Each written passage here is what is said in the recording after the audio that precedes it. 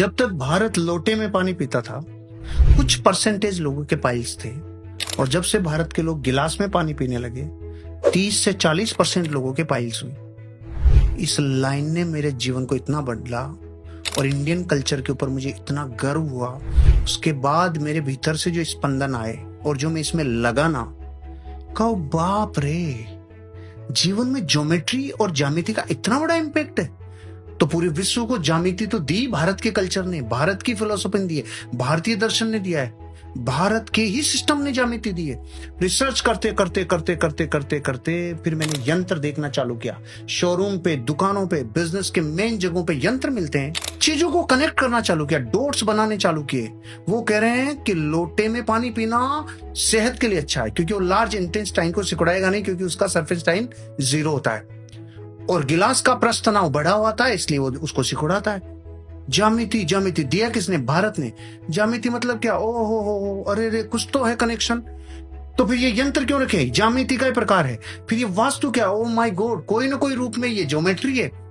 फिर ये दाब, ये ताप, ये सब कुछ तो कनेक्शन।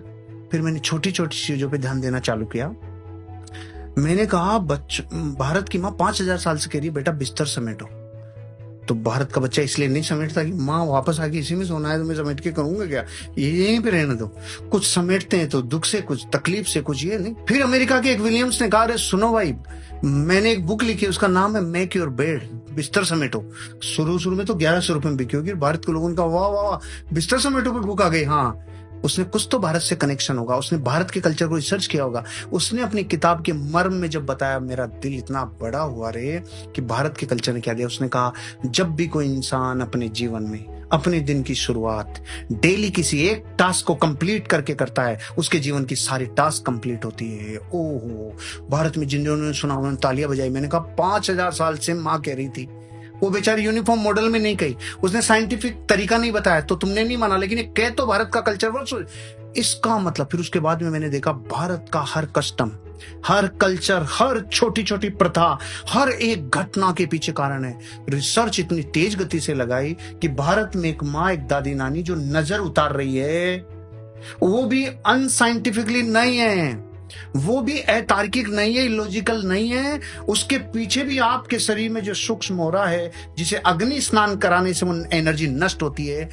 फिर तो मैंने कहा, भारत के कल्चर की हर एक परंपरा, हर एक छोटी से छोटी एक्टिविटी, भारत की माँ कह रही है मंदिर जा बेटा, 5000 साल से कह रही है मंदिर जा, वो नहीं जा रहा। खबर लगती है कि वहां की जो ज्यामिति है वो घर की ज्यामिति से पूरी तरह से डिफरेंट है। घर में छत है जो यहाँ के इस गुरुत्वाकर्षण के ऊपर, इस ग्रेविटेशनल फोर्स पर ताकत लग रही है, और वहां पे छत ही नहीं, वहां दीवारें ही जाके अपना रूप धारण कर रही है छत का, इसलिए वहां अपनी कोर से कनेक्ट होता है।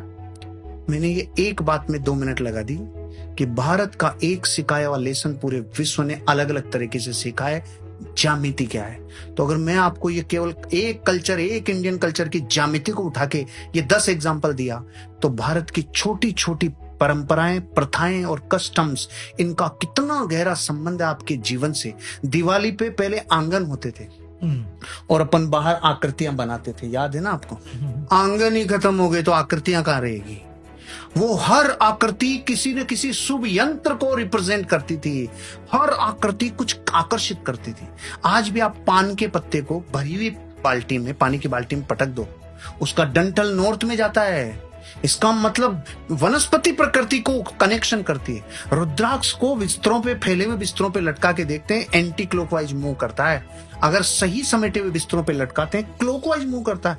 और वनस्पति जीवित है, ये स्पंदन को पकड़ रही है, यही ज्यामिति को पकड़ रही है। मैंने तो अभी एक ही बोला राहुल जी, ज्यामिति।